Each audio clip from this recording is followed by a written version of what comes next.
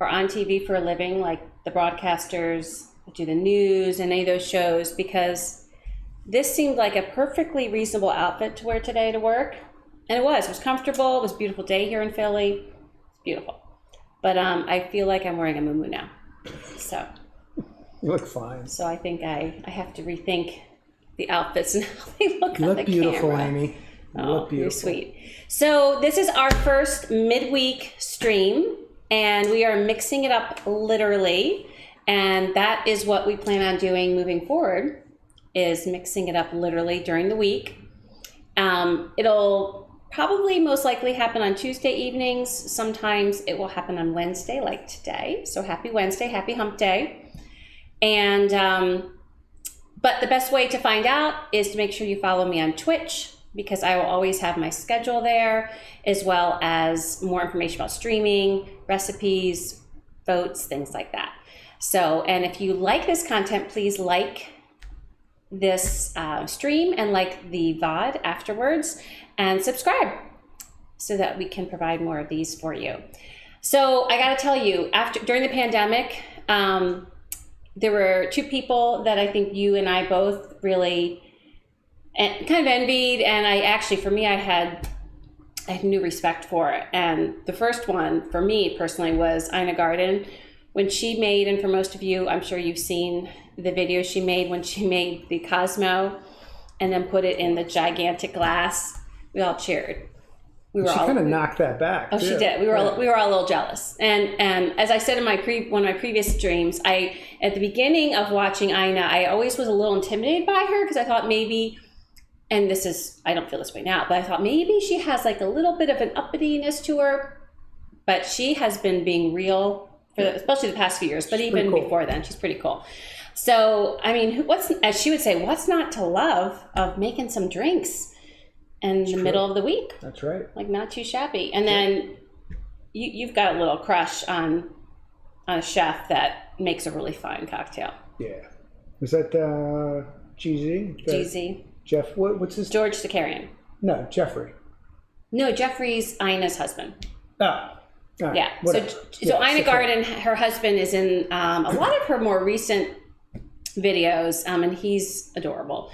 And I keep telling Andy that that's just what I want him to be. It's be a Jeffrey. But you just want me to be I want to be an Andy. That's okay. But GZ makes a fine cocktail. Yeah, he makes a nice cocktail. Yeah. Yeah. He does all kinds of different things. A lot of bourbon stuff, which I obviously enjoy. Yeah, a lot of things you like. Yeah, a lot of things. They all look really good. Absolutely. So we thought we'd start with two of our probably some of our most common go-tos if we're going to make a cocktail here at our household. And one of them, the first one I'm going to make is for me, and the second one I'm making for Andy.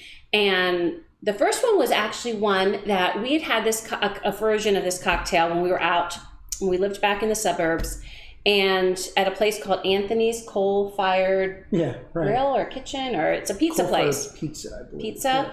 And they had this really cool outside area, and we were sitting there. It was a lovely night, and we were going to be getting some pizza, and we spied that one of the drinks was an Italian Margarita, and I never had an Italian Margarita, and I loved it. And so when we would go there, that's usually what I would order. And so then we were curious, like, how could we recreate it? So we asked a few questions. Didn't get a lot, but we did hear that there was amaretto in it and there was orange juice in it. So then really I kind of went to trying to kind of piece it together and figure out some proportions. So I think we got pretty close. Yeah, and I will have to say, I'm not saying that this is like the best Italian margarita you maybe have ever had, but it's one that we like. We especially like it in the wintertime for whatever reason. It is a little sweeter than a typical margarita, but that's what I'm going to make first. And Andy knows the reason I'm making it first, and we'll talk about it in a second. So, let me talk about the tequila, because one thing that we learned kind of, I don't know how many years ago now, is that the tequila really matters. Because when you're in college and you're thinking about tequila, I don't think most people are thinking about what the brand is. You're just like, it's tequila. And frankly, it frightened me in college. But in any event, but now that we've become so mature and old, it does matter. It does. And part of it matters because we had like the tequila about tequilas. We'll talk about that later. But in searching for a tequila that might rival the tequila of all tequilas, which will be mentioned later, we found this one called, and I did some research Altos. of some good tequilas. Yeah. And Altos came, I'll put a link to this down in the description later.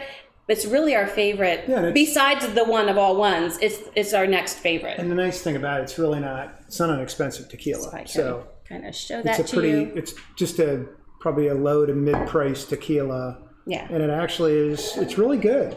So. And this is a silver one. And the nice thing about these drinks is that they're incredibly easy to make. Oh my gosh, so easy. And like I said, you know, you can mix around with these proportions. These are the ones that we've kind of stuck with. And you can adjust with both margaritas. You can adjust them according to sweetness that you prefer.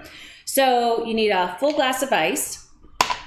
And then I start with 2 ounces. Now, don't you just love my cup? It's a measuring cup. This is a Tupperware cup. So if any of you that have Tupperware, this has like a blue lid, and it's good for putting salad dressings and things in. But if you notice, it has measurements, and it has 1 ounce, 2 ounce, and it has 1.5 ounces. And it's just easy. And so we are so unfancy. We use it all the time. We're so unfancy, but I'm like, I got to get the plastic cup out. I considered getting a fancy cup that we don't use, but I was like, oh no, I got to be me. So you do 2 ounces of Altos or your favorite tequila. And again, we prefer using the silver for this. I did a little spill, but it's all good. And then the next ingredient that's important for the Italian margarita is amaretto. And we have Di Serono.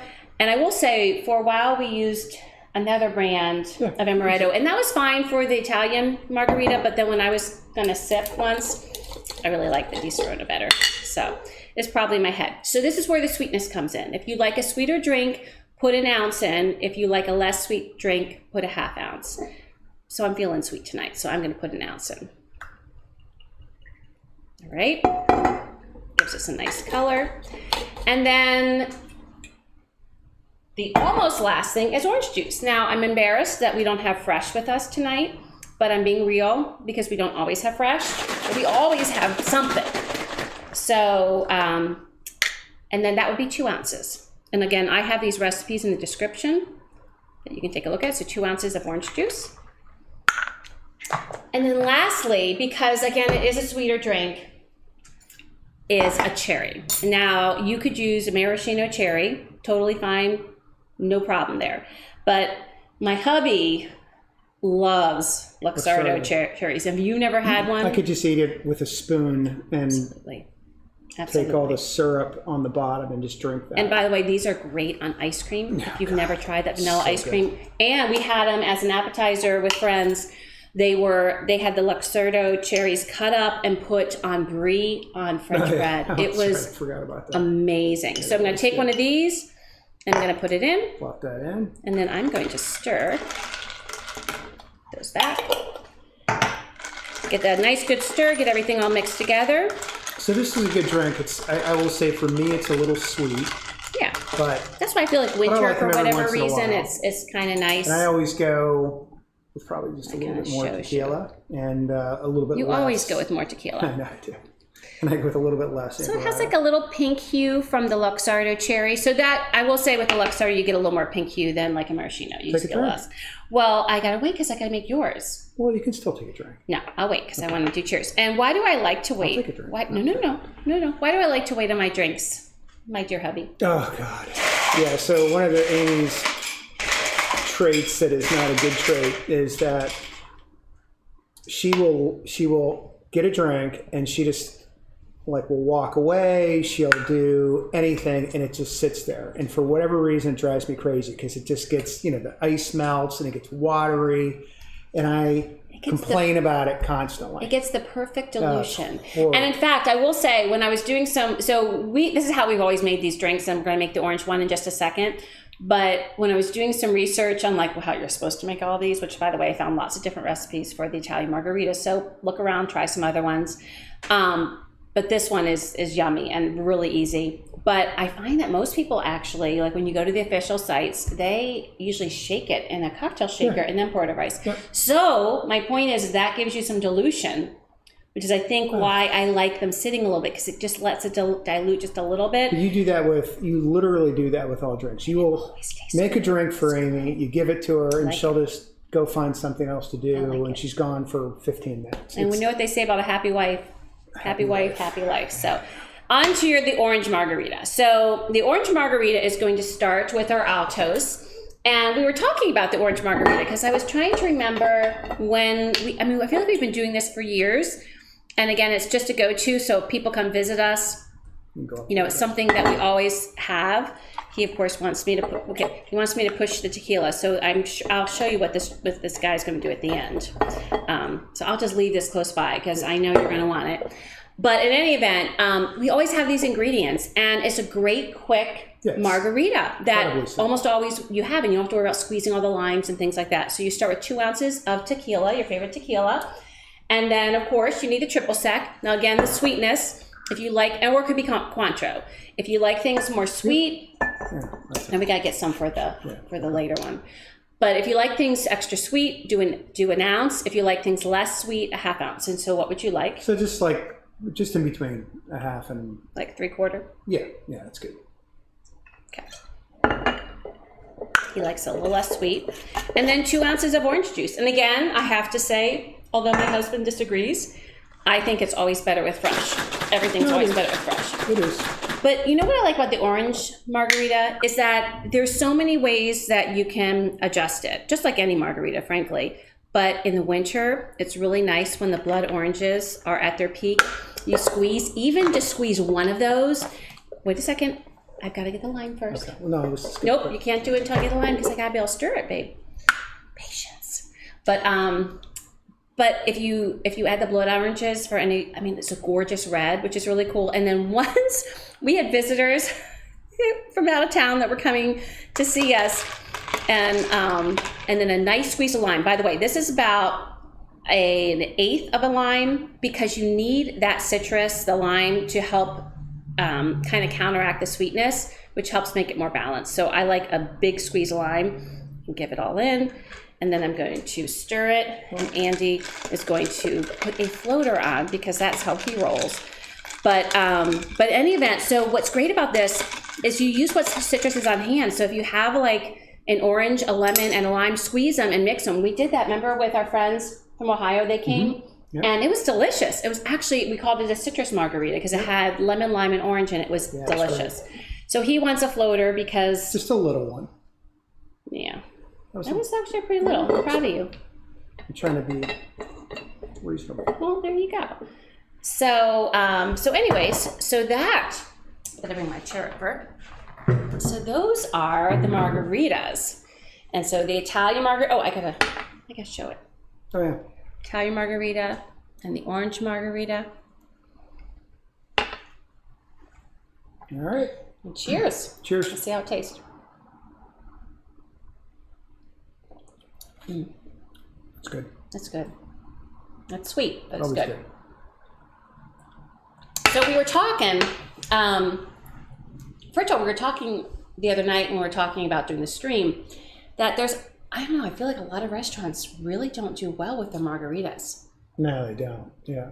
I mean, and especially I think with the classic one we went to, which I won't name because I'm not going to diss places on my stream, but we went to a place that's famous in Philadelphia as a Mexican restaurant.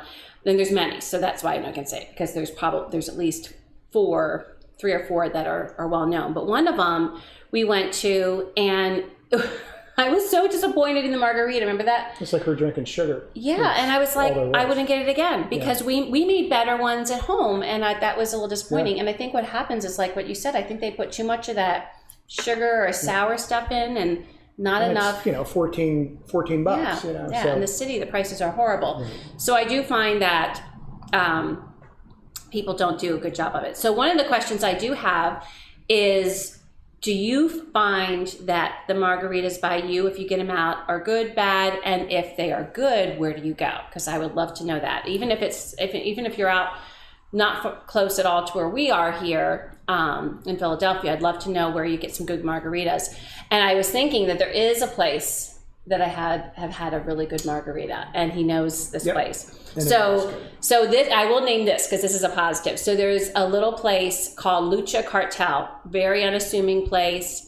Actually has on Chestnut. It's on Chestnut and near Second. Yep. It has a surprisingly like amazing wild mushroom quesadilla, which I know people are gonna be like, well, how is that Mexican? It doesn't matter. It is delicious. Really good. It's really good. But they have a spicy pineapple margarita that is amazing, and you can get them in pitchers. And with the pandemic, like I don't know the last time we were there, but they are awesome. Where do you have a favorite like margarita you've gotten? I'm kind of a traditional guy. I like just normal margaritas, but I'm not a salt guy. I don't like that. So I'm just really traditional with those. And that one at Lucha Cartel is really Lucha. Gosh. Is it Lucha or Luca? Lucha. I think it's Lucha. Yeah. I don't know. So but anyway, it looks like Lucha. Lucha Cartel. It's probably Luca. It's really good. Oh my gosh. That one's tasty. It's amazing. Yep. In fact, now that the weather's getting warmer, and now they have outside seating, so we are going to have to go there and get some of those.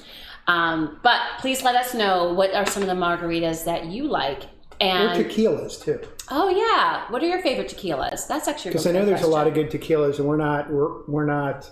I don't know. We don't have a lot of experience with good tequila, other than one. But we have experience with bad tequila. Like with the one with the red hat and that type I don't of think stuff. I had the one with the red hat. Oh, I had a little too much of the one with the red hat. So do you know the first time I ever got sick, which was my senior year in college, was because of I wouldn't say it's because of tequila. Tequila was one of the culprits. One of the culprits, but I really think it was the Jägermeister that put it over the edge. So anyway, God! But so you're mixing tequila and Jägermeister? Well, yeah, it wasn't a wise decision, and that's why I got sick. But I will say that the tequila, I mean, it was a shot with the lime and the salt, and you don't even want to taste it. Right. And I'm sure it was a terrible one. Like I'm sure it wasn't good. And speaking of, because I've kind of not mentioned one of our favorites, which I'm sure is a lot of everyone else's favorites, but I would like to know if you have other ones. Is Patron. Yeah. So Patron didn't come till later in life, and I think actually the first time was one of my friends made these amazing margaritas, and I want to make her margaritas for Cinco de Mayo week. So when we stream that week, I want to make her margaritas. Really good. They are amazing. They are with Patron, and I'll make them regular and spicy. And I'm telling you, after you have that, there's no restaurant I think that is going to, in my opinion, stand up to those margaritas. And they're pretty simple. They've ruined it for all other margaritas. She always kept it pretty simple. It was very simple. And honestly, I feel like with most drinks, the more simple you get, the more pure the ingredients, like the better they're going to be. Yep. But so the week of Cinco de Mayo, I'm not sure if it's going to be a Tuesday or Wednesday that week. I know Cinco de Mayo is on Thursday, I think, this year, but I'm not sure which day we're going to stream. But we will be doing many different things. We are going to do a blind taste test with Patron, Altos, and we thought we'd bring in like a popular one, Jose Cuervo. So it sounds like we're going to be doing shots of tequila. Well, no, sips, because we want to taste it. Because we actually want to taste it. And I'm just interested. I feel like I'll know the difference, but I want to see if we know the difference. Okay. And our son, Matt, might actually join us for that. I'm sure he will. Shocking that he sure, twist my arm, make me come to that. So we're going to do that. We're going to make my girlfriend's margaritas. And I was thinking, just because with good margaritas, like it's nice to have something good to eat. So maybe I'll make some guac, because I also make a really good guac. Yeah. So stay tuned for that in May. But yeah. And I was thinking of something else. When we were talking about cocktails, do you remember like the first cocktail that you liked or that you drank a lot of? I mean, I don't mean like drank a lot of in excess, but that you ordered a lot. Besides beer, so it's not a cocktail. I think the traditional stuff, like seven and sevens, that. Those were easy. I've always liked gin and tonics, and to this day, Really? I still love gin and tonics. Like even. Yeah, I mean, I have those. And you're gonna make your fancy one of these times. Oh yeah, and that was kind of another restaurant that we went to, Yeah. Lulu's maybe, I don't remember, but yeah, so I think gin and tonics was, that was a favorite always. And then it was just the other stuff like rum and cokes and Yeah. you know, 7 and 7s, stuff like that. Those were the first ones. Yeah. And I was telling, when we were chatting about this, I was telling Andy that actually my first like cocktail I ever had was at Christmas Eve. My uncle would make these strawberry banana daiquiris. And I think there was a time that they were purely virgin, but then there was a point where he asked my mom if he could add just a little bit, like, and I think it was really just a little bit of rum. So technically that was like my first cocktail. So what's not to like, you know, of that. But my first cocktail where I think it was around college, was the fuzzy navel. Remember the fuzzy navel? God. We shouldn't make the fuzzy navels. No, we should not. No, we should just to see if we like them or not. No, we won't like it. And do you know that we've had, until recently, we had peach schnapps that, like I think we'd had from I will pour the 90s or something. It was crazy. But do you guys remember, does anyone that's joining us, do you remember the fuzzy navel? What was it? Peach schnapps? Well, I don't even remember. I don't remember. I'd have to look up. I do think, I mean, I won't do it right away, but I'm telling you, sometime this summer, we gotta make, I gotta do it. We gotta, maybe we'll do like retro drinks like that. I think was amaretto sours used to be big, and I don't think I really ever got that necessarily. But anyway, so maybe we'll do some retro drinks at some point. So what do you like now? What's your favorite drink now? What's your favorite cocktail now? Well, if it's well done, well done. So for Sex and the City fans, I will tell you, you still like the Cosmo. If it's well done, a Cosmo, but I also feel like there's a lot of Cosmos that aren't well done. Like, what's the place that I always like their Cosmos? The chain restaurant that's by the mall. Oh, Seasons 52. Season 52. They make a nice, I mean, I don't know if it's just the one that we're close to, but they make a great Cosmo. And one of the things I love is they bring it to you in like a little shaker, and they can't fill it all the way up with what's in the shaker, which I love. And so then you have like this little half a drink sitting in the shaker. And then, I don't know, I just feel like I get more for my money, and it's good, it's well done. Yeah. But I don't order that everywhere because I really want to make sure it's well done. Well, mine. Yeah, what's yours? I don't know. I like a lot, which is probably not good, but I would say Manhattans, or I love old fashions. I like Negronis, which is a nice drink. You're going to do that one of these weeks. Yeah. Yeah. So there's a lot that I like, unfortunately. I remember when we were in New York City in December. There was, at the first place we ate at, remember they had we'll have to look at their menu, the place that was by the hotel.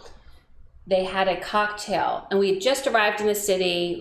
We had a 20-minute detour because we missed the turn, and you know how New York is like packed and trafficy. So because we missed the turn to go around the block, it took us an extra 20 minutes. Right. So by the time we got there, got in a room and whatnot, we finally got to a place to have lunch, and we each ordered a cocktail, and that cocktail, it was stellar. Good. But I'm gonna have to look up the place and figure out. Yeah. Because one of the things I do love doing is trying to recreate cocktails we have out.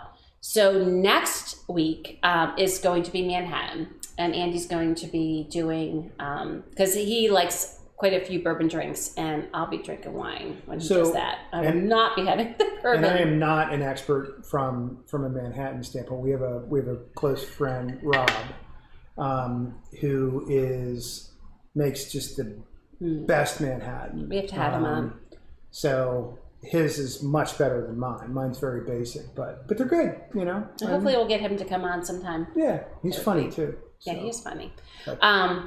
So I think the week after you do the Manhattan, so in 2 weeks, I'm going to make a cocktail that I recreated when my sister and I had gone to Baltimore for a girls' weekend. It's like drinking gasoline. No, it's delicious gasoline. Yeah, it's good, but good it's so good. But so what I'd love to know though is, if you liked this video, I want to know, like, what are some drinks that either you have good recipes for, or that you'd like to know another version for, or see what our take is on that.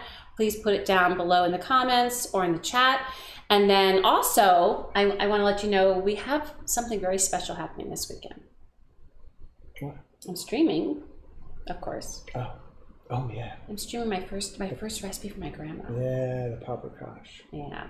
So my grandma, as I've mentioned before, she was a really excellent cook, and she was especially great at sweets and pastries. Yeah. But this savory dish was one of my favorite things that she made, and it's chicken paprikash and spetzels. And so homemade spetzels, it's probably not going to be pretty because I haven't made them in a long time because I'm lazy. I'll just put it out there. And I think it's combined with spetzels sauteed in butter. I could eat my weight in. And I'm lazy, so it's like, so why don't I just not make them so I don't eat my weight in them, and that way I'm probably better off. But I'm so excited to make that. They're really good. Yeah. The spetzels are, the chicken's good too, but the spetzels. But the sauce, the sauce is just it's amazing. Great. There's flour everywhere. It'll be a train. So I hope that I hope you joined this, and I know we enjoyed making a cocktail with you tonight. And I hope you join us on Saturday. We'll sign off and she'll walk away and this thing will be sitting here for like 20 minutes. But as usual, if you like the content, please make sure you like the video and also subscribe to the channel so that you can be in the know about our streams. And we'll put more information in the description below about Altos, and the recipes are there. And also, I feel like there's one more thing I wanted to say. So subscribe. Yeah, I think that's it. Is that it? I feel like I'm going to turn this off and there's going to be something else. But hopefully I'll see you guys on Saturday when we make chicken paprikash. And I hope you have a great rest of your week. Cheers, guys. Cheers.